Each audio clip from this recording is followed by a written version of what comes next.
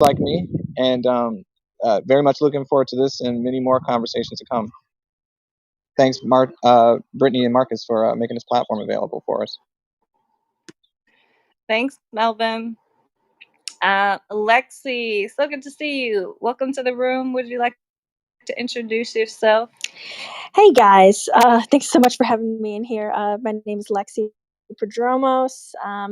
I'm in the midst of kind of starting a new job this week, so won't be able to talk too much, but definitely wanted to at least hop in the room because Brittany, you always run a really great room, and really excited to just kind of hear the conversation. I've been running the Chicago Blockchain Center, a nonprofit, for the last several years, very passionate about blockchain technology and educating those about it. And I've just recently started at Discover Financial as a product manager of blockchain and digital currencies. That was yesterday. So drinking from the fire hose a little bit right now, but thanks so much for having me. Thanks so much, Lexi. And I hope I'm pronouncing your name. Is it Andrea? Hi, it's Andrea. Oh, welcome, Andrea. Yes. Would you please introduce yourself? Yes, I appreciate you inviting me to the stage. So my name is Andrea Timberlake. I live in Dallas, Texas, and I'm an electrical engineer with a career in telecommunications, wireless telecommunications, where I've held quite a few technology and sales executive positions. And I am taking a break from corporate America as I've decided to shift gears and look into another sector where I could use my knowledge and my talent. And that sector that I'm targeting is healthcare. And I am a newbie when it comes to blockchain. I've been kind of learning on my own, but I don't feel comfortable to even say that I've learned it yet. So I'm looking forward to learn as much as possible from you. Thank you. I'm Andrea, and I'm done speaking. Thank you so much, Andrea. Emma Riley, welcome to the stage. Would you like to introduce yourself? If you are busy, then that's okay, but just giving you the opportunity. I'm at the gym, but I'll introduce myself real quick. Hello, Brittany, Don, Marcus, Melvin, Lexi, Andrea, and everyone else in the audience. I'm Amirali. I'm currently in Lawrence, Kansas, and I work as a program project manager / owner's representative for a real estate firm here. It's actually based down in Atlanta. I'm currently working remotely, but that's what I do. That's my day job. And blockchain is just one of the many interests that I have currently. That's me very briefly. Thank you. Yeah, would that be possible to add something? Yeah. What would you like to add? Right. So I am a member, of a founding member of the club Industry 4.0. And I have there are quite a few of us there that organizing meetings or rooms rather on a daily basis. So this has very much to do with the future of manufacturing. And I'm interested to see how I can bring blockchain into that conversation. Perhaps have some of you as guests, or maybe you would make recommendations at some point in time, not necessarily today. But keep in mind that kind of hat I'm wearing as well. Thank you. I'm Andrea, and I'm. All right. Can you guys hear me? Test, test, test. Yes. Okay. Thank you for confirming, Marcus. Yes. Thank you for adding that, Andrea. Appreciate that that pursuit that you're doing with your Industry 4.0 pursuit. And I think that, we have a lot of people here on the stage that would be interested. Feel free to follow us and DM us. I think, there's, from a manufacturing perspective, there's definitely perspective here for that. So to kick things off, We probably should briefly go through the different models. For those of you who do not know, I just want to call it out. We are recording. We're live streaming on LinkedIn, on YouTube, on Twitch, on Periscope. And so just letting you know that there's an opportunity for those of you who are out there listening to us live streaming. You have the opportunity to join our conversation. We'll be posting the link here in the comment section, making sure that you have the opportunity to join in from any of those platforms. Without further ado, we have lots of people in the room.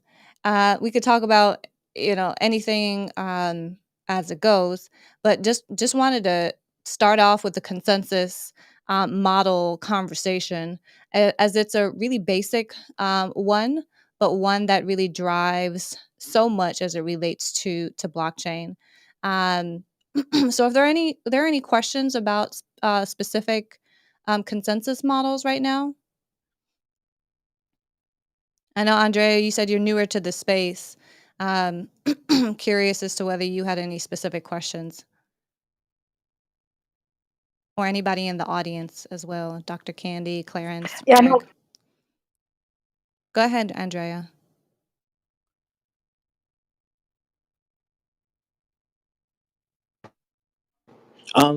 So I think one of the things is just really simple, Brittany. I'm gonna kind of pass this off to Melvin a little bit, since he was definitely inspired by this after learning about proof of work and some other consensus mechanisms. A lot of people talk about blockchain as far as not being sustainable, and let's just start there. And typically, they're talking about the proof of work algorithm. And Melvin was really inspired, especially in 2017, 16, around proof of stake. I'm just going to pass the ball off to him. Yeah. Hey, everyone. Yep. So I just want to talk about, just at a high level, why the proofs are there, and just, be able to vet that based on your own understanding.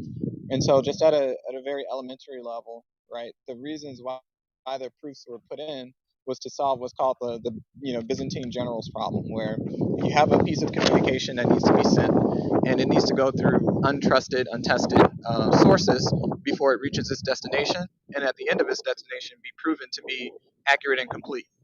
And so, in order for that to happen, you need some fault tolerance in the system that allows for errors to be made while being able to put together the message, assuming that a certain percentage of the contacts that the message goes through are trusted or are trusted, right? So let's just put a hard pause in that, just to make sure that we understand what the point of doing these proofs are. So just any questions on that before we dive in a little bit into like the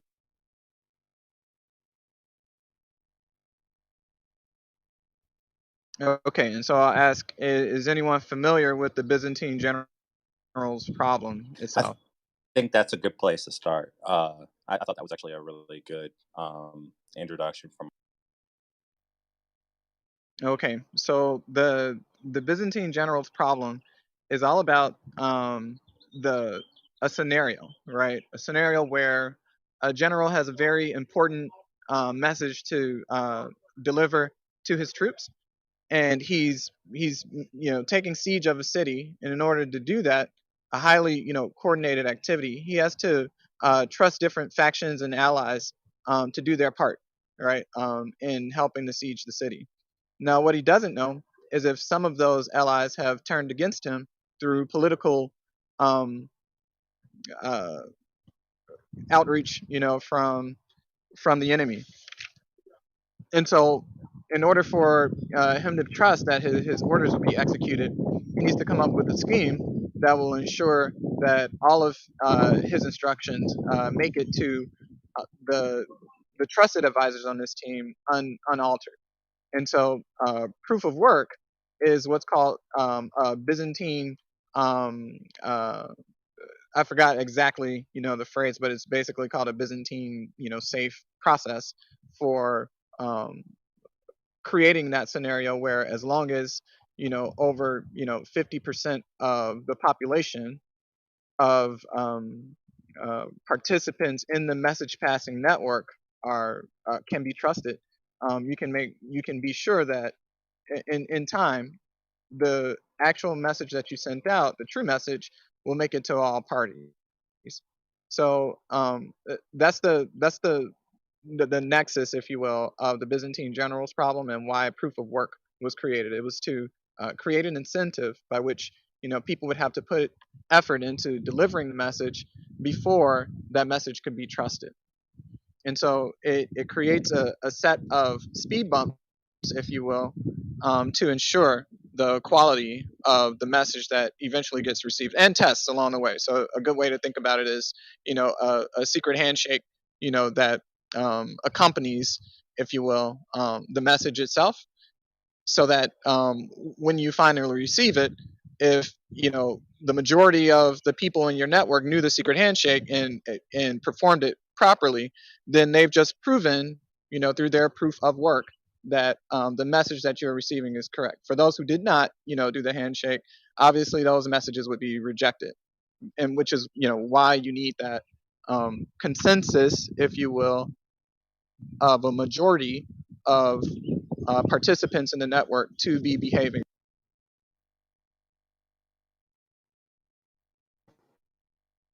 I think So I'll just that was a good example. I don't know if anybody else has any comments about.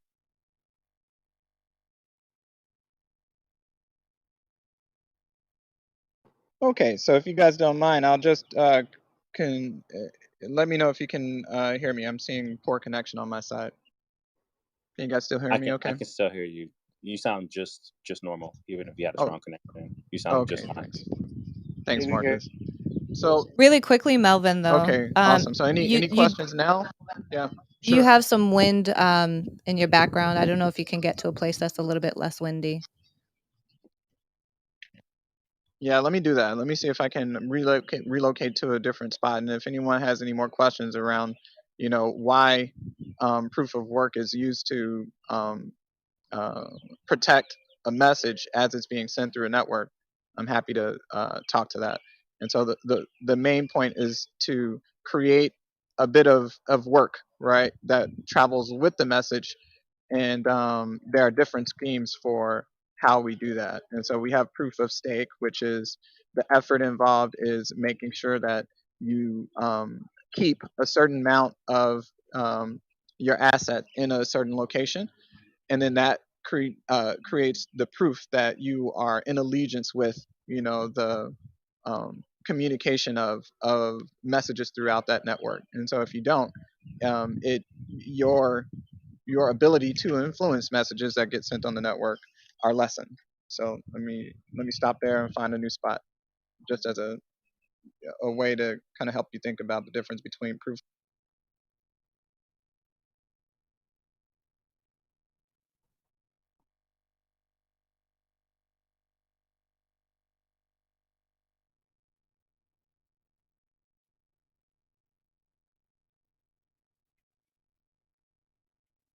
Just to clarify, proof of work is the primary proof that we typically know about or talk about because it's associated with Bitcoin. But that's definitely not the only proof or consensus model. Hopefully, I'm using those terms interchangeably correctly. That exists, right? Like there are many opportunities for different kinds of proof models. So just wanted to call that out. Um, as and acknowledge that because it changes the energy conversation when you recognize the different proof of work models or proof models. So just calling that out. I don't know if there's definitely not a question in there from my part, but just wanted to throw that out there for the audience.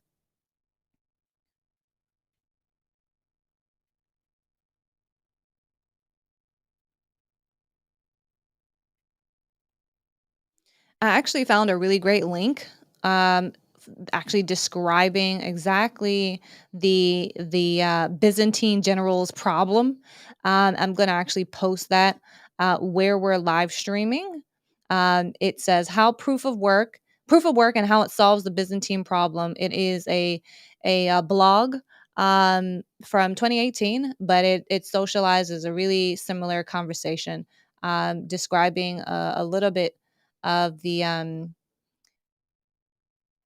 proof discussion, particularly around Bitcoin and Ethereum. So if you guys are interested in that, feel free to follow up on any of, well, I should say primarily Twitter or LinkedIn, and you should be able to see the live stream there and grab that link.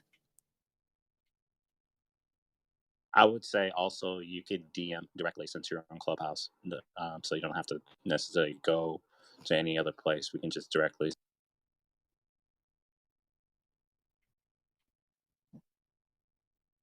Hey guys, this is Melvin. I'm in a relatively quiet spot now, so hopefully the noise reduction is beneficial to the rest of the conversation here. Yeah, you're great, Melvin. Thank you for doing that.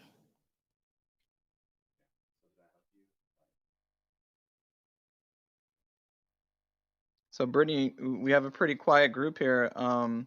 Do we want to continue on consensus? Is it, is the high level overview enough to pause there? Or, are there any other interests in, consensus and proof of work or proof of stake or, proof of space and time or any type of, proof related blockchain technologies that lead to the ultimate safe passing of a message from one participant in a network to another? Is that enough of an understanding to understand why that's there? I think the idea of proofs in general is definitely understood, Melvin, based upon your description.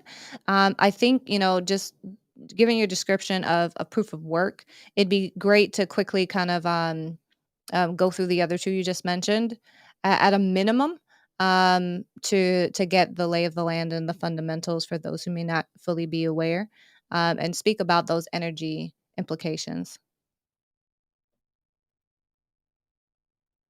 Thank you, Brittany. Yeah, I think that does make sense to review really quickly. So, just, kind of summary again. You do the proof to prove that you are a trusted member of the network. And that's important if you need to send a clear and trusted message to people you don't know, which is pretty much anybody in the world who wants to do a transaction on a ledger where they don't know the other participants, but they do know that the message that they are receiving was safely delivered to them through whatever proof mechanism was applied. So that's in summary why we do it. The how we do it, the proof of work, which is about a set of steps that you perform to prove that you are a valid participant on the network. That's the how way, right? The proof of stake method is about proving what you have, right? So that's more of a what style of proof. So the difference between the two is that I have to perform my secret handshake every time I send a message, right? So that is labor intensive. So that is why you end up eating up so much electricity, right? Is because you're using processors that are specifically designed to solve cryptographic algorithms that are used to enforce the rules that help to determine who wins the right to record the message, right? So that's why they call it proof of work, is because you're working on solving a puzzle to indicate your position in line to save, a message to the blockchain, to actually take all the messages and write them to the ledger. In other words, you're fulfilling your duty of passing the baton and writing the message and delivering the message to the next net to the rest of the network, which is also why you're getting a reward. It's because you're actively participating in securing the network and passing messages. That's why they call it mining. So that's proof of work. Proof of stake is about holding equity, if you will, in the network as a way of proving that what you have proves your investment in the security of the network itself. So by holding or staking value in the network, value being the tokens or the transactionary unit of measure in the system, right? By having access to that, um, you are in effect proving that you would not do something to make the value of what you have or the integrity of what you have be um, damaged, right, or compromised. And so you'll see large players who stake lots of tokens in any network to enable them to ensure the safekeeping of that network just through their holding of funds, if you will, in an account. So, in other words, if I have $1 billion in the bank, it's not likely that I am going to be responsible for hacking, that bank or hacking the network that enables the secure passing of value between others in that network, because I need for uh, my account to be protected, uh, if not equally, even more. So I'll just pause there to make sure that analogy resonates with the different style. One requires access, the other one requires work.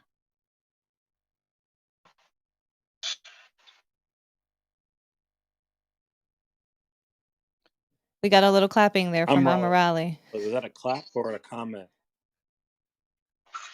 That was brilliantly explained, Melvin. No worries. Yep. So those are the two fundamental uses right now, and we have a new one that just came out that's still being studied, and that was the one by the Chia Network, which is called proof of space and time. And so they have been active in the community for a while, helping helping the Bitcoin blockchain team, helping the Ethereum blockchain team, looking at different staking models and coming up with a conclusion that they believe the original intent to use previously underutilized CPU power is, uh, while original in its endeavor, in practice it has turned out that it has fostered some activity that looks to be wasteful, in the sense that people create very specific manufacturing targets for chips that are only used to mine Bitcoin, if you will, where the original intent was to just use the underutilized capacity of processing power on people's desktop machines. But obviously, the race for dominance and the excitement in the space, um, and the rewards that you get for doing this work, doing it quickly, solving the puzzles, getting the mining rewards to incentivize participation and expansion of the network. All that activity is the equivalent of people finding ways to mine gold faster, right, from a river, or a repository that you've identified. And so as people find and apply newer technology, that obviously creates scarcity in the availability of others to participate in a more equitable way, or at least evenly distributed way. And it starts to develop some headaches, which is why we're seeing a lot of the negative press, if you will, over Bitcoin today. But that is not the original intention of why work was built the way it was. It was just the first implementation, and you could almost call it like a reference implementation, that is being exposed to stress, and we the industry effectively is learning from what those stressors are and what the proper responses to those stressors are. And so we're seeing alternatives like proof of stake, which are supposedly less energy intensive. However, you still need miners to enforce the network and make the accounts and wallets available to folks who need to stake um, tokens as a way of proving, that they are there to benefit the network, not hurt it. Now, Melvin, governments actually from my knowledge, governments actually goes past just the consensus algorithm as far as what we're going to agree on, as far as if this transaction is going to be valid or not, just from the technical transaction speed. And then kind of goes into some more stuff as far as when you're going into like private networks or private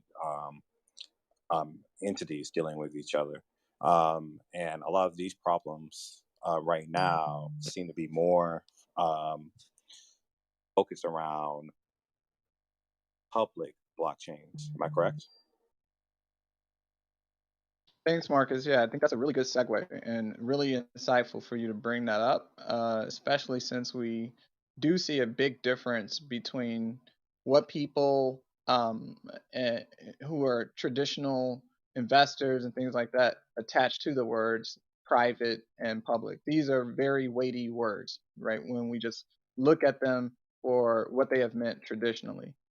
Even now, with some of the hybrid business models that we're seeing enter the space, that whole challenge is, I think, about to see another nuance, right, to how we describe, these blockchain networks. But the short answer to it was more of a statement than a question, but just to add additional seasoning to that.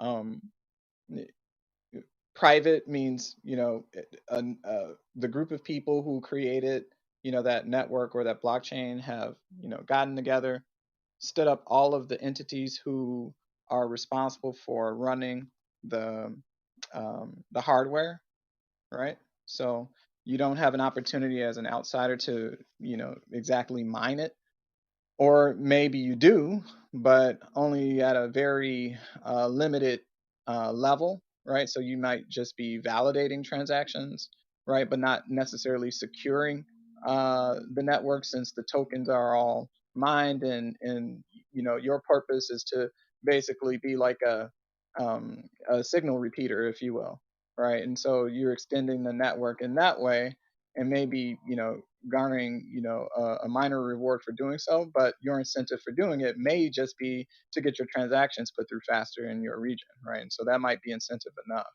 So that's a private type of blockchain network, one that there is no public participation in expanding the network or the set of tokens that can be traded within the network through physical hardware participation. I'll just stop and see if that resonates with people. It's like you got the difference between, the um, the program that uses your computer to do protein folding to find cures for cancer versus a Google or Facebook data center that's all closed, and they can still fold proteins. It's just not on your computer. It's all on their network. Same end result, but different ownership of the actual hardware.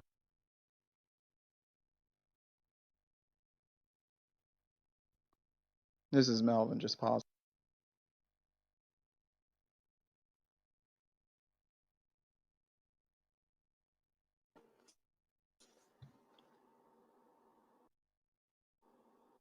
I kind of just want you to kind of keep going ahead. Okay, so let's talk about some traditional private versus just to cement it. I'll go with two popular ones, right? So you have, and these are we call them old school, right? Because they've been around almost forever.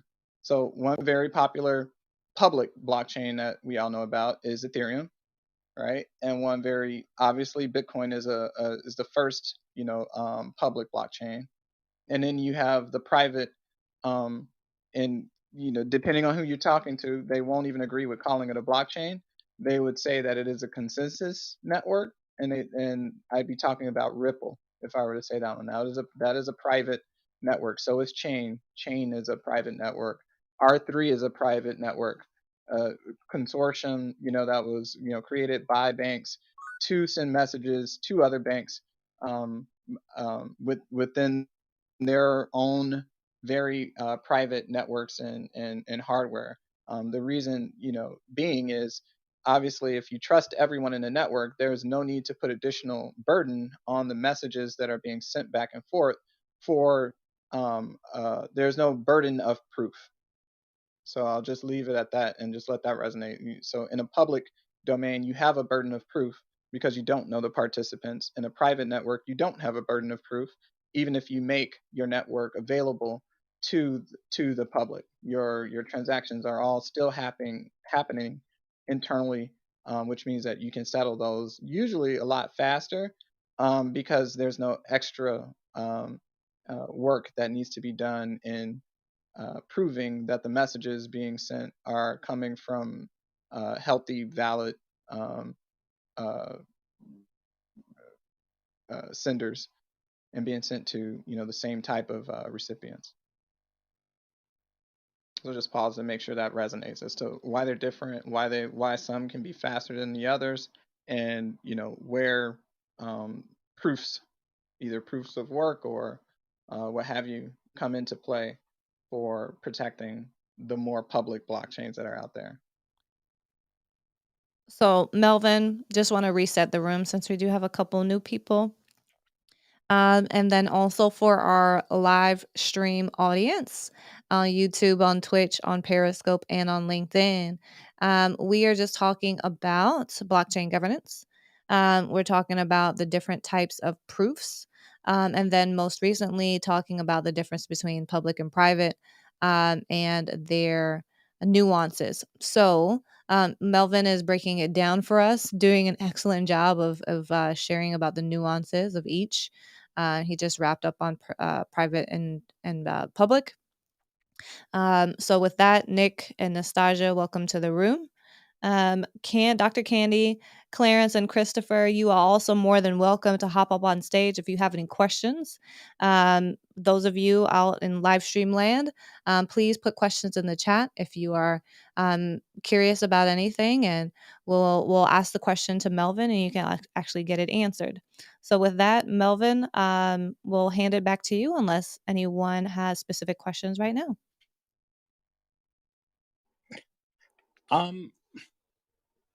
I kind of had a kind of a more of a working problem, or so it's a little bit more contextual, especially in the state of times.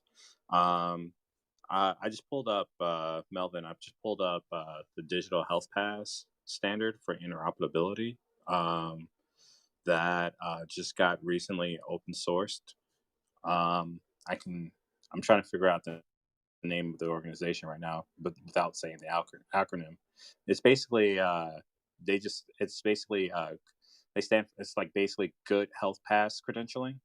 But Melvin, I'll let you keep going, and I can kind of we can if you want to we can talk about that back and forth. Would that be a Hey, Marcus, yeah, thanks for bringing that up. I think that would be a good idea. I think it would be good for us to bring, the idea of, kind of like public, private, and, proof versus consensus based, algorithms back to, the original topic of governance and like why all that matters. And I think we can do a nice segue into that topic. And also don't want to forget, to open up the room to any questions about what we've just discussed, but definitely don't want to waste anyone's time either. So thank you for offering that, Marcus. Nick, Nostalgia, do you want to introduce yourselves? Nick, I know that you're very interested in Polkadot, so they have a very interesting consensus mechanism called Grandpa. So I'm kind of interested in learning what Grandpa is, or why you are interested in Grandpa, because Grandpa sounds like it doesn't necessarily do what we want it to do.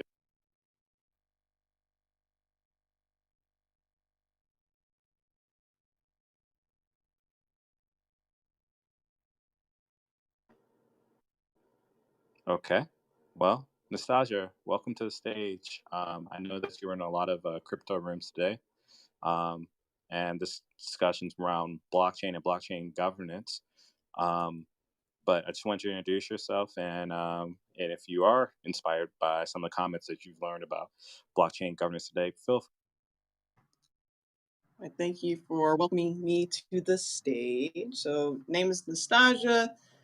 newbie to the whole blockchain crypto space, but been doing a lot of deep dives. As Marcus has said, I've been in plenty of rooms just learning and gleaning from what I can. And right now I'm looking for a transcript to be released for the Senate hearing today from Maxine Waters. They were talking about CBDCs, or central bank digital currencies. So the US is looking very heavily into getting into the crypto space.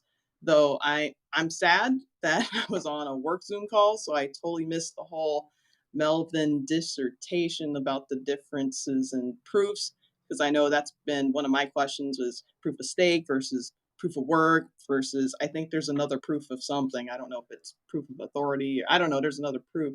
So I won't waste time asking back into that question, because I can just listen to the live stream or the recording.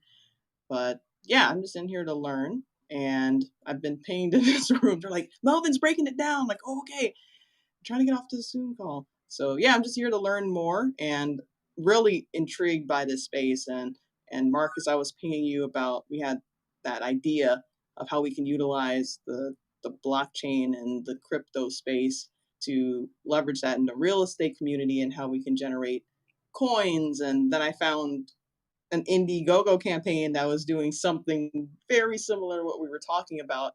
So just seeing how the whole space is starting to come together, or maybe it's already been coming together, and just because I'm new to it, I'm like, this is amazing. It's very novel. So I've got like one book on economics, another, I got the Bitcoin standard, working my way through that, blockchain basics. So I am in this space now. So just looking to learn more.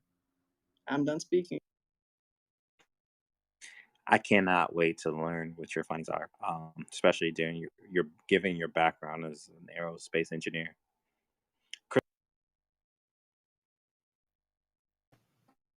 Hello, good afternoon, everyone. What everybody's saying in this space, hey, the future is blockchain.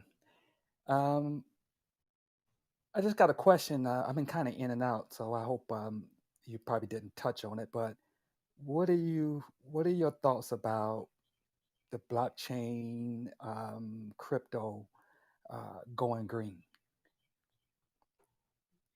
So Just put. we actually last Wednesday we talked about a few things that we could actually do for making it. We did it out of jest, but it's also very serious about how we can push humanity forward by developing a Bitcoin building. And there's a lot of different ways that you can make a building green with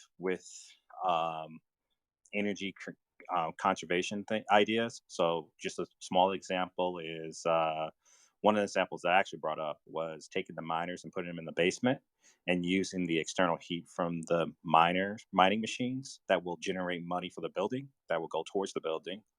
That the excess heat can be used to either heat the air or heat up water within that space.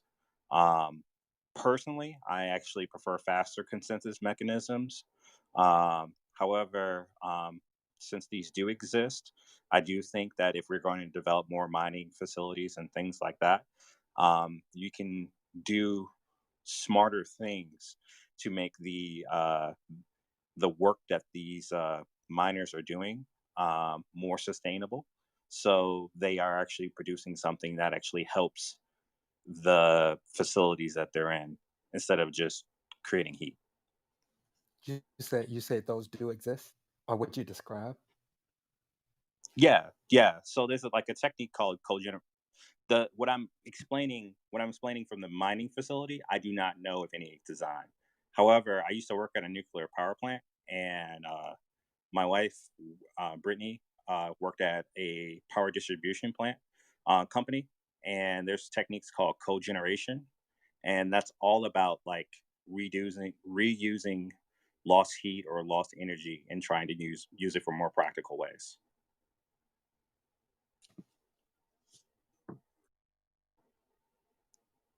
But I'm 100% behind you with the going green with consensus mechanisms. I have a question, Marcus, for you. So, whatever you explain, it's more after the fact kind of scenario, right? It's after the fact that the mining is done. The excessive heat that's produced could either be used directly in the building, or like you said, that heat can actually be used to heat up water, not just for the building, but also to produce electricity for some other purposes. Correct. But what about, are there ways to make the blockchain more efficient, where it's not using as much energy as it should? Or let me rephrase that. So, um, okay, I don't know the specificity of what how the energy is lost. I'm assuming that it does so many calculations that it just requires a lot of energy to solve a problem. Is there a way for it to solve equally difficult problems with less energy? So that's a question for me. I don't know if it's a we can. I don't know if we can do it today. I'll probably just carry on for.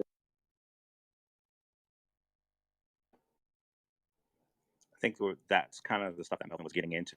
So, Melvin, did you want to go? I know Nick's also inspired by um, greener ways to be able to use energy as well.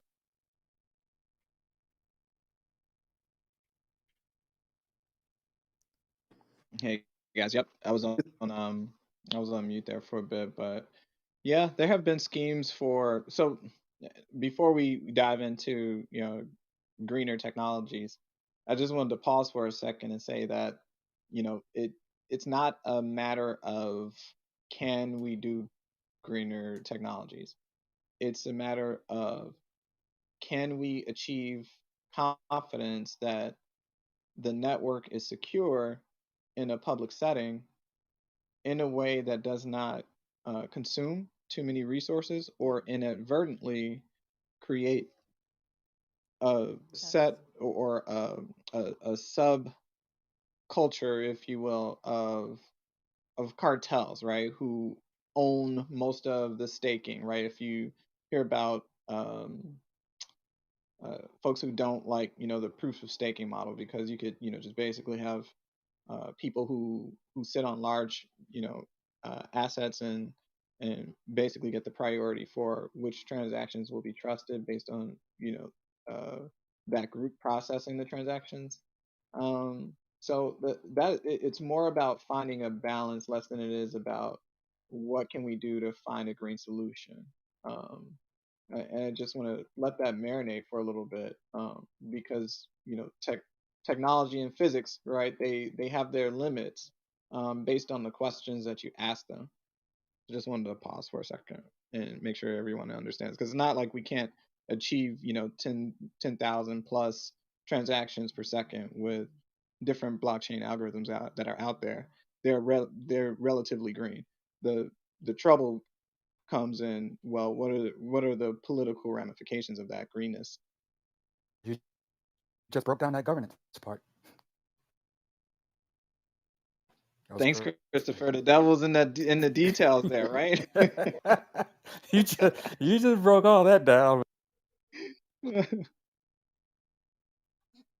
Yeah, no, people have been arguing about these things for a while, and every time someone comes up with a new algorithm to, prove that they can settle quickly on a blockchain or on a consensus network, there's always, someone else who's poking holes at the ability of someone else to take advantage of the new algorithm and the assumptions that it makes around who is actually um, operating on the network in an honest way. So you have things like Sybil attacks or denial of service attacks that these networks have to prove themselves against. And as much as we feel a certain way, right, about some of these platforms, they have proven themselves. Bitcoin has proven itself against denial of service and Sybil and so on and so forth. Um, it, same for Ethereum, where in one of these talks we talked about how, from a governance perspective, Ethereum at one point did the unthinkable of using their influence to convince miners to go with a new update to the protocol that would block transactions made by a hacker that was taking advantage of a loophole in the very first DAO, distributed autonomous organization, basically a program or set of programs that dictated how money or Ethereum values would flow based on votes that were being taken by users of the Ethereum system. And so, it was created in haste. Not all of the angles were worked out. Some of the same core developers that built the Ethereum network also built the DAO contracts or smart contracts at the time, and so they had a very large investment in making sure that the hacker who was taking advantage of the loophole didn't drain all the funds and leave the original backers of that DAO contract in the state where they had lost all of their Ethereum based on poor programming. So that was the point in history in which the Ethereum network split between Ethereum you know I think they called it Ethereum, and then the new branch was Ethereum Classic. And the Ethereum Classic, at least up until a couple years ago, was also against moving to proof of stake because they saw a lot of their profits in the mining and proof of work style of running that blockchain for the very purposes of the ability to uh, continually find ways to do it faster and make more money off of being able to process those transactions faster. So really, really interesting ethics and governance topics really do pop up when you start to make these technological changes. And so you always have to be asking yourself, why are we doing it, and for what audience are we doing this for? Right. So it sounds like back to your earlier statement. Um, so you're saying that to a certain point, as blockchain build out, the trust factor will rise. Is that where I take it? What you're saying earlier, as it as more uh, blockchain build out, the trust factor as it spreads out, the trust factor it will leave. You know what, Christopher? You actually sneaking me into another conversation that I thought we might have to save for another talk. But yeah, I so appreciate that because it really is a well thought out question, and this is why, right? It goes back to why did we make it, right? And so when we were also just some friends like on the side, me, Marcus, Brittany, we're all just kind of laughing at this guy who wants to invent his own coin. But the funny part is, we're laughing at Dogecoin now, and Dogecoin is just laughing all the way to the bank. It was always started as a meme coin. People would buy like millions of them just to say that they have a million, right? And it was really a joke coin, but now it's not so much anymore from, all of the, Doge millionaires that were made from people taking let's just say a celebrity interest in the token, right? So what is the use of it? Hard to say. What is the result? People like it because they think it's funny, they think it's outrageous, and they want to be a part of that story, right? So in the case of Dogecoin, it's not a question about is it green, is it ethical what they're doing with the platform, so on and so forth. It's more, hey, this is crazy. It's like a lottery ticket. I don't care. I'm going to buy like a million of them, and hopefully one day it'll be worth something. But it's cultural, if you will, and so its purpose is different from some of these other blockchains that are out there. Similarly, right, Ripple, it has a completely different culture than Bitcoin. Ethereum has a completely different culture from Bitcoin and Ripple. So I think the question of which blockchain survives or competes or what have you is very, very much a cultural question, right? So just like that guy, we were kind of laughing at, is thinking about making his own coin. It comes back down to, well, why not, right? What audience are you serving, right? Is the technology sufficient to serve that audience? And if it's not, then what audience is interested in it? It might not be the audience that you targeted. Only time will tell, right? But that's the beauty of human creativity. So we always have to start when we discuss trust frameworks at the ideation level. Why did the human build it in the first place, right? And then you look at the research and development aspect to say, is that original context still valid? If not, then what is the new context, and why do we trust it? From that point on. A lot of people trust Bitcoin because it is so hard and it's so expensive, right? It's the same reason people want a diamond, right? It's ridiculous, right? But they want something that represents that ridiculous, investment in something that's over the top to express their devotion to someone. The same reason why, we like luxury cars and things like that. So I don't know that, just looking from one lens of efficiency from an engineering lens will be able to fully wrestle with the ethics of running blockchains in a green way. That may just not be the point at some point. But for blockchains that have that audience and that dynamic, we should look at those and say, okay, which industries make sense to use these, and how do we build consortiums around those for the various aspects that they bring. I might want a blockchain to move more slowly, especially if I have to redact some charges or do some things that take a little bit more time to catch. And I can bring up some great engineering examples of that just in the real world without blockchains, about how we've taken some choices in how we implement our technology to purposely put in time gaps between execution to allow managed services people to come in and rectify, say, bad data or unanticipated automation that could be about to happen or has happened. And just Melvin pausing now. Thank you, Melvin. Can I ask another question, guys? I'm sorry, does somebody else have to talk? Can I ask one more question? Let's see, you can ask the question. Let's see if Nick can respond to it, and if Nick wants to keep going after that, then it'll be fine. But sure, go ahead, ask your question. Thank you, guys.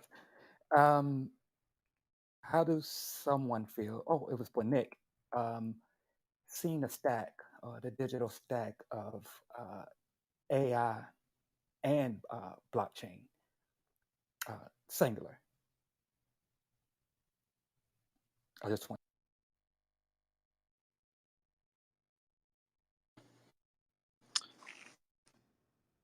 Yeah, Christopher, could you be, I guess, a little bit more specific? I mean, AI is a pretty, both of those are a pretty wide spectrum things that are. There's a lot of applications that I could kind of overlay on top of each other, but I don't know. Do you have something like a little bit more specific that you're interested in, or?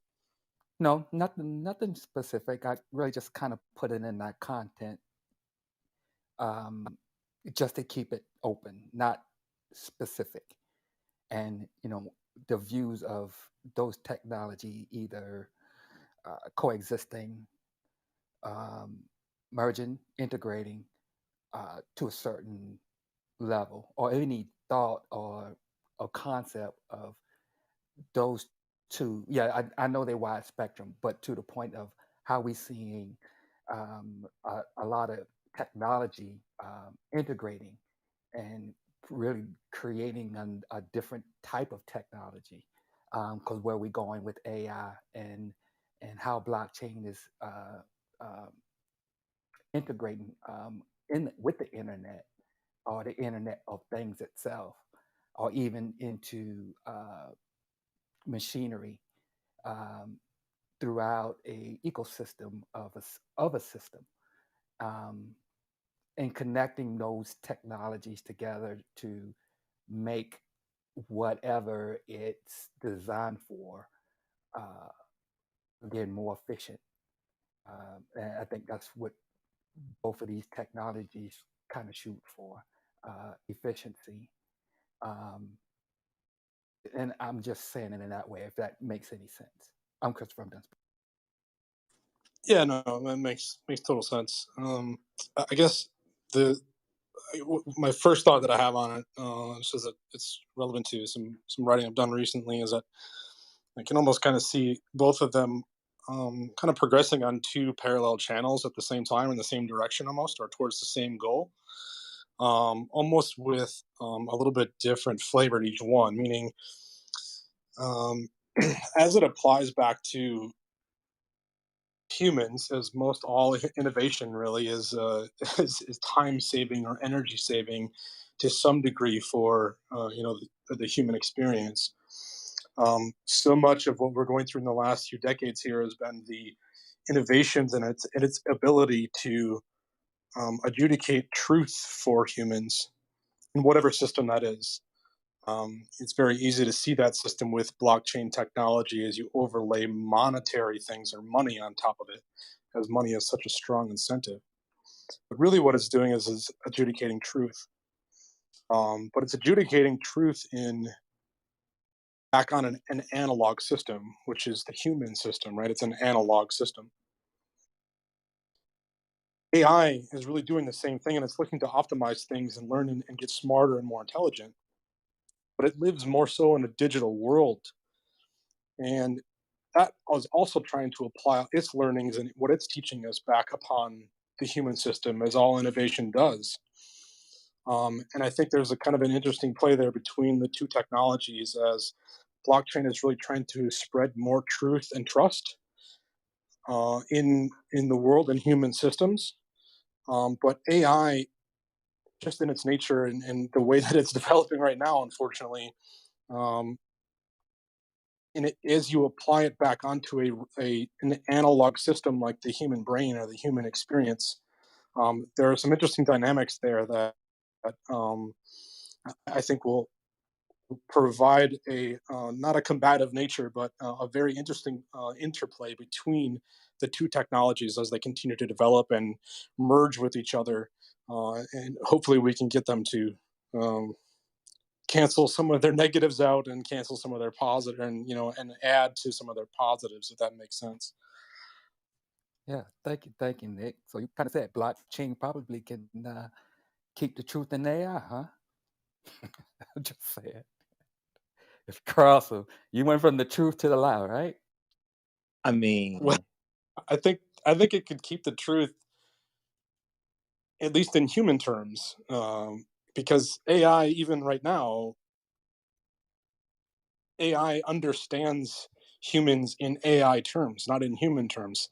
And so, from an AI's perspective, everything that it understands about humans and what it thinks a human is and does and the decisions that it makes, it believes, or from its perspective, it is totally correct in all of those assumptions and all of those, probabilistic determinations that it's making, because it has no other way to relate to humans except through its own existence.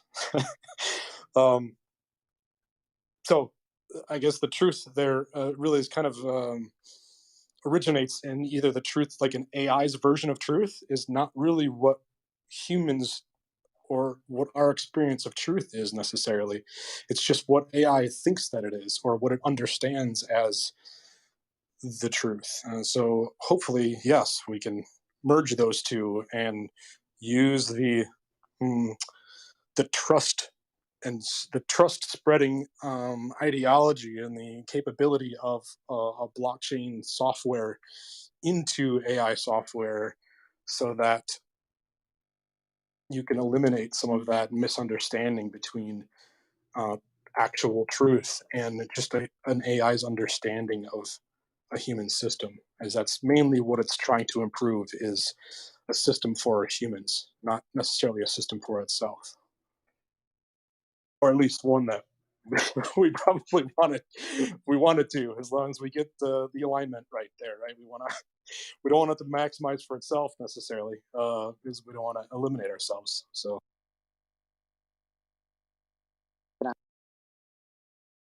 sure. Emerald, go ahead. Oh, that's I think that's a really good question, or I don't know, probably a comment or a topic that you brought up, Christopher. AI specifically, what it does is it just it's a prediction model. It just predicts the most probable outcome.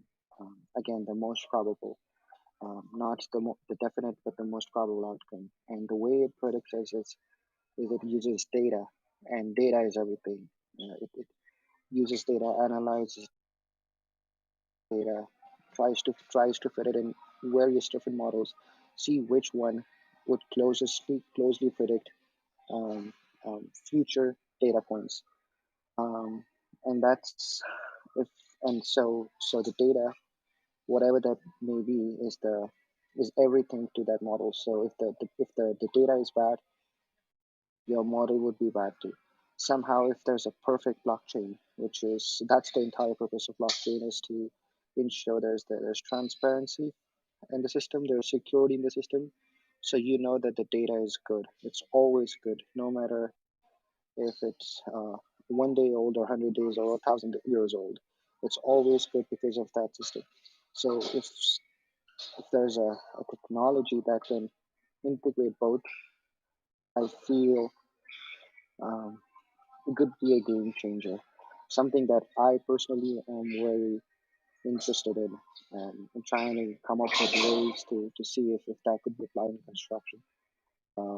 But yeah, that's definitely something that I feel very intrigued by.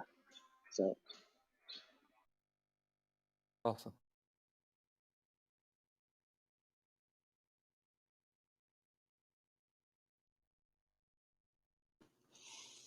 Yeah, I would say one thing that I think we need to be really careful of there when we add two technologies together and we're talking about them is that just teaching AI data and giving it all the data, because the human system is such a large part of what we are trying to teach it or what we are trying to innovate for, right? And the innovation of saving time or energy or to produce things more efficiently, etc., really for the benefit of humanity. And the largest factor in there is human. And if we knew every single thing there was to know about the human brain and how it works and how we think and consciousness and all of those things, and we could just produce the data and feed it to it, then I would agree that the most important thing then would be to get some sort of blockchain technology that can ensure trust in the data. But since we already have some AI tools and we're already progressing forward, at the same time, we haven't progressed far enough or as probably where we would want to be if we could choose with our understanding of the human system. And because the incentives are so great to continue the tools of AI, we're going to continue building the tools. But we're going to do so with the lack of understanding of the human system.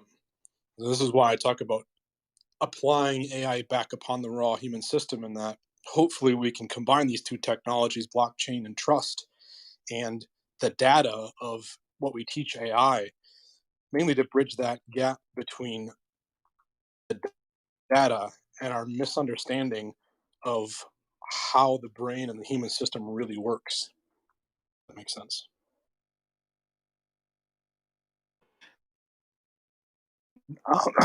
One of the things I think you have to be careful with AI and blockchain, if you have the wrong data in, garbage forever, and then you're asking the data to be used by the AI to create more bad information. Um, Another thing that I can add into that is if you just Google racist AI or homophobic AI or misogynist AI, you'll see a lot of companies that have tried to develop AI and it didn't come out correctly. I'm gonna pass this off to Melvin because he said he only has 15 minutes to go. Yeah, guys, I just wanted to thank you for bringing up, such thoughtful and challenging topics to consider. And my hope is to just, kind of boil this down into a few simple statements that I hope can guide you as you start to evaluate these technologies. And so I'm going to try my best to give you, maybe 4 sentences or just kind of like a mnemonic, to work from when thinking about these. The way I want to start is to have us just do a thought experiment about what technology does for us, right? I used to say back in the day, we're all using technology for two primary reasons, right? One is to solve for decision anxiety, and the other one is to solve for discipline anxiety. And what I mean by that is when you're solving for discipline anxiety, it means you have this repetitive task that you need to do. You need to make sure it gets done exactly the way you intend for it to be done. And you don't want to expend a lot of your personal energy in making sure it gets done exactly that way, right? And so those are our logical if this then that types of problems that we solve. That's to solve for discipline anxiety, right? The other one domain would be decision anxiety, and that's where your AIs and your pattern recognitions and your business intelligence and all that stuff comes in.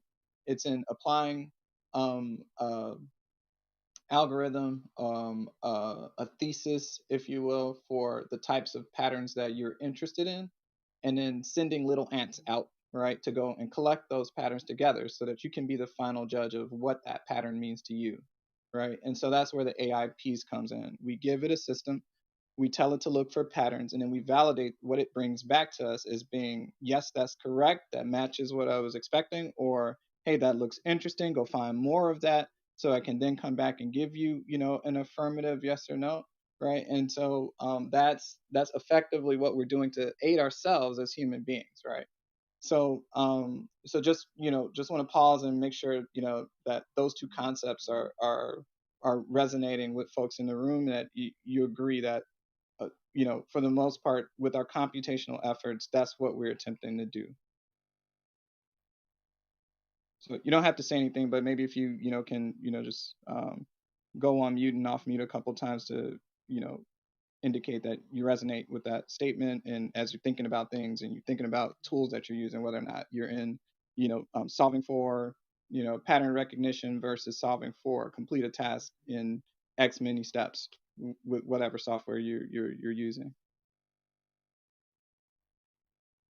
Yeah, okay. Sounds like we don't have too many takers, but Well, I was just thinking but of it as like creating systems, right? So, like, you hmm don't rise to the occasion, you fall to the level of your system. So, when people have issues with discipline, it's like, well, how can I have some type of technology, which I think in hmm terms of like leverage, like for instance, let's say finance. That's where blockchain is being leveraged most heavily, right? For trust. Let's say hmm somebody wants to save for a car.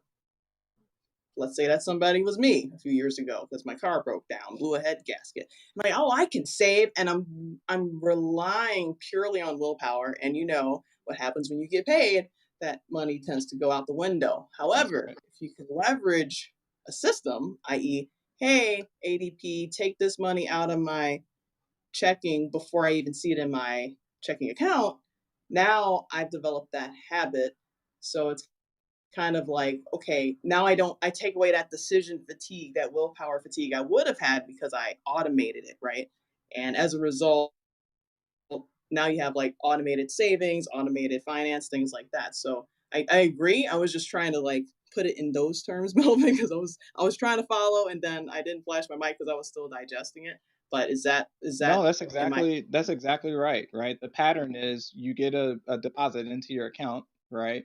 And then the discipline is what to do about it, right? So you can, and that's why we have all of these new services that are popping up. People creating these kind of like virtual layers over existing, charter banks, right, to give you a better financial experience of managing your money, because they know, when the money comes in, we want to spend it on the things that are pressing to our immediate needs or concerns, right? And we're maybe not thinking 30, 40 years out about what we want to do. Is why you know we pay investment houses and things like that to help us audit.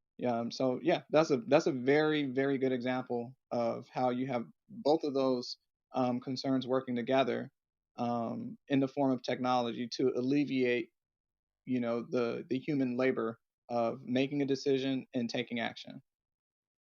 So that's I just wanted to first give those two pieces as something to think about, like when we're evaluating technology. And then the next part, the other two sentences, if you will, I just wanted to apply to AI and blockchain. So AI is all about, again, pattern recognition, right? So it all just depends on what are you looking for. right? So that's the way to think about AI is what am I looking for? Blockchain is all about storing what you found, right? So its current purpose is for moving um or for recording, if you will, transactions, the decision to move something from one spot to the next. In its very basic level, right? Strip away all the proofs and everything else. It's just a database that says that Marcus sent Melvin one credit of the total 21 million available credits, right, in the system.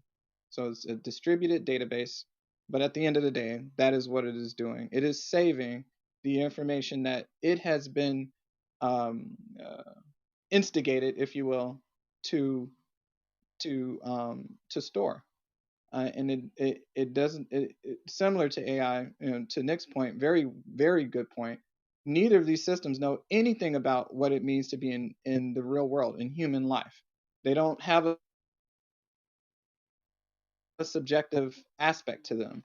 Humans bring the subjectivity, and so they are asking the questions of what do I care about, and who will write, or and what history will I write about what I care about.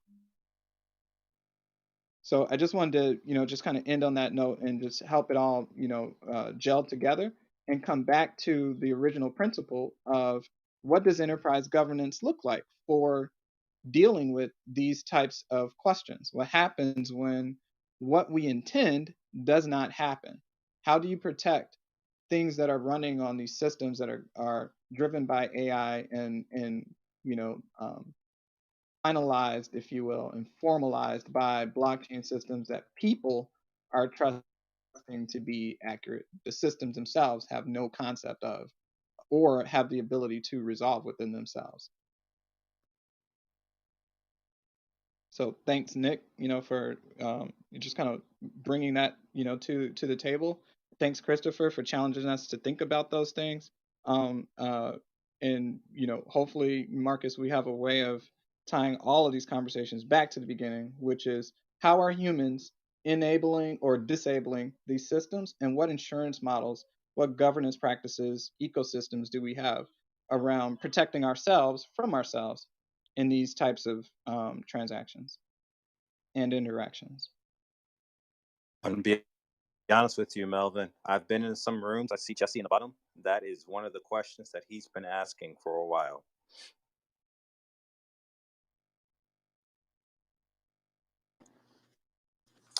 Yep. And I just also wanted to say thanks to everyone. I have a couple minutes, but I intend to just kind of hang out and hear how the conversation develops and matures. But it's been an honor to kind of talk about these things with everyone and hear so many great questions and answers and examples given. Natasha, I think your example was excellent. From a banking perspective, is one of the most important ones that we have, and definitely shows decision anxiety and discipline anxiety working together as a topic that we try to throw technology at to solve. Anthony, I know you came late, so we are about to wrap up in probably the next 15 minutes. But what we really want to do is kind of get a round robin about what went well, what would you like to hear more of, and kind of go from there. I'm going to reach out to a couple more people that I know that are working on some other blockchain projects as well to try and bring them in and have some conversations with them as well. Anthony, feel free to introduce yourself. Hey everybody, my name is Anthony Very, and I put chains on blocks, but then I work it back around to blockchain, and I've been dabbling with blockchain since about 2017 and sort of put it on the back burner after 2018. Not that I didn't see the value and the opportunities in blockchain, it was just I could not overcome the energy resource hog, and also that I couldn't implement blockchain in solutions and show an ROI to get people to buy in and say that's a no-brainer. So I knew it needed time to mature for the marketplace, but I just want people to think of the economic side of things because the use cases are there. When blockchain becomes more efficient and less of a resource hog on the computation side as well, you'll see large scale adoption of all these use cases that we're talking about. Because right now we're in 2021, and I saw this as an obstacle and a hurdle at the end of 2018. So that's just something I thought I'd throw out there to have people think about, talk about, and see what we could do to help overcome these obstacles to get more adoption and to be able to show ROI a little bit easier for clients and for municipalities. Thank you so much for that comment, Anthony.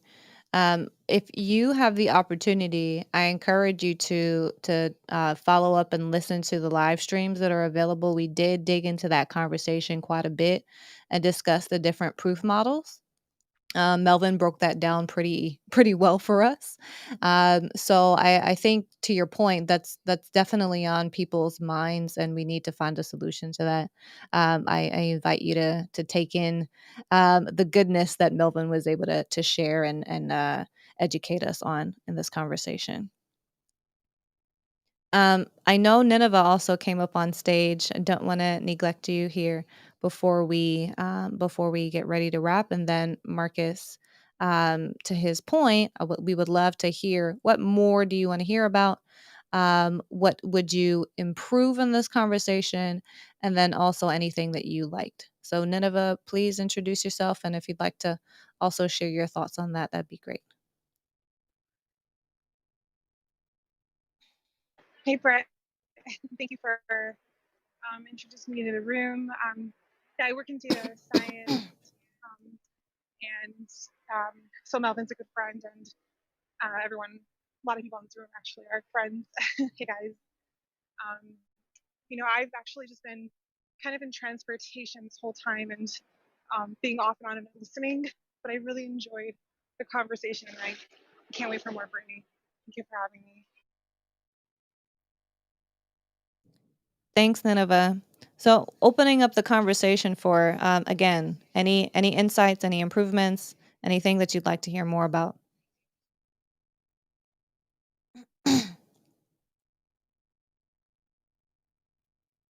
For me, I think it's just being vigilant in the space because like I mentioned when I joined on, there are Senate hearings going on about what's going on. So this is very high level, and to see Jesse in this room, like I am following all the attorneys, everybody that's involved in law. I'm like, okay, what are they saying? What do they know about this space? So this is emerging, just understanding, because I think to Melvin's point, it's like, well, we're trying to take away this decision and this discipline, but going back to finance, a lot of people are looking to outsource that decision and discipline, right? Like that's why they have automated, like that's why they take out taxes out of our check every 2 weeks, because they know we won't sit there and go, oh, well, let me save this amount of money so I can pay my taxes. Like Dio Samuel goes in there and just takes it out for you. And then I think I was on a call earlier or in a room where they were talking about potentially this CBDC thing where like how are they going to exchange fiat for this new cryptocurrency? They're like, well, we're going to just take out your taxes, and then if you want a refund, you have to prove to us why there's a discrepancy or something like that. So it's ever evolving space. I will go back to the live stream to listen. Sorry, Melvin, I came in late because Brittany knows she's sending me stuff saying you need to learn about these proofs. So I'm just excited. I'm not going to determine what to learn. I'm just here to.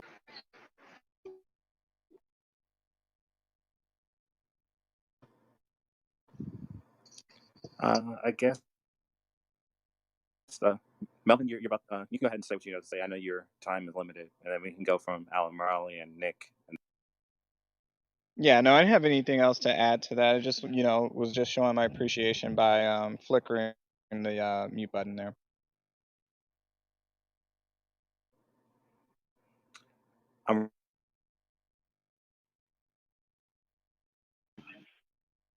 Um, thank you, Melvin, Nick, and everyone else. It was amazing conversation yet again. I have nothing to add. Though. Always learning. Glad that I can learn from you, amazing.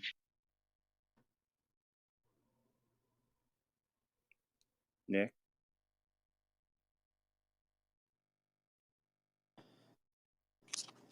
No, thanks for having me up. I'm sorry I missed the beginning of the room there. I don't know if you guys talked about some more of the specific stuff earlier or not, but if not, and you're looking for future topics, I think kind of talking about some of the new governance structures out there, specifically DAOs and what they are. I'm really excited about the technology and what it's going to be capable and the things that it's going to unlock. And I think it's worthy of a conversation of what it's really tailored for and what it's really good for, and specifically also maybe what it's not so good for. And I think there's a lot of confusion as it's so new and the space is moving so fast that a lot of the general terms of its governance ideas are kind of being overlaid onto things that it might not be good for. So conversations about the specifics of what it is and isn't, I think could be helpful. But And so I need to find more governance people. I'm going to see what Thomas Cox's schedule is going to look like. So I can't wait for that, Nick. Don? Yeah, I saw a really good movie last night.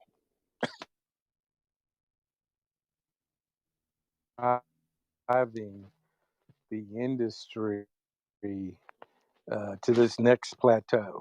It really made a technology that wasn't very practical because of this incredible energy consumption. And now I think with proof of stake, when it's applied intelligently, will allow for blockchain functionality to proliferate in many kind of use cases that really wasn't feasible before. So, yeah, that's all I want to add. But I did see a good movie last night. It was called A Call to Spy. It was on Showtime.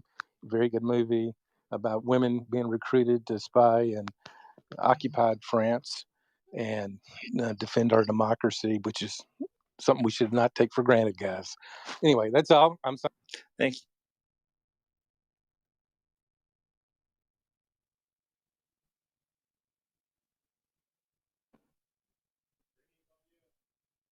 All right, with that, guys, we want to appreciate all of you for being part of this amazing conversation. I'm going to play some music, guys.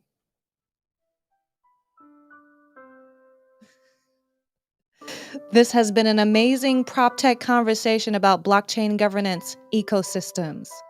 We appreciate all of you. We'll be talking about blockchain next week, Tuesday, this time. Thank you, Christopher. Thank you, Jesse. Thank you, Dale, Lee, Fred P., Maurice, Nineveh, Nastasia, Nick, Amarali, Marcus, and Don. It's always an amazing conversation, and we will see you in our prop tech conversations throughout the week. And with that, thank you, everyone. Have a good Thank night. you, everyone.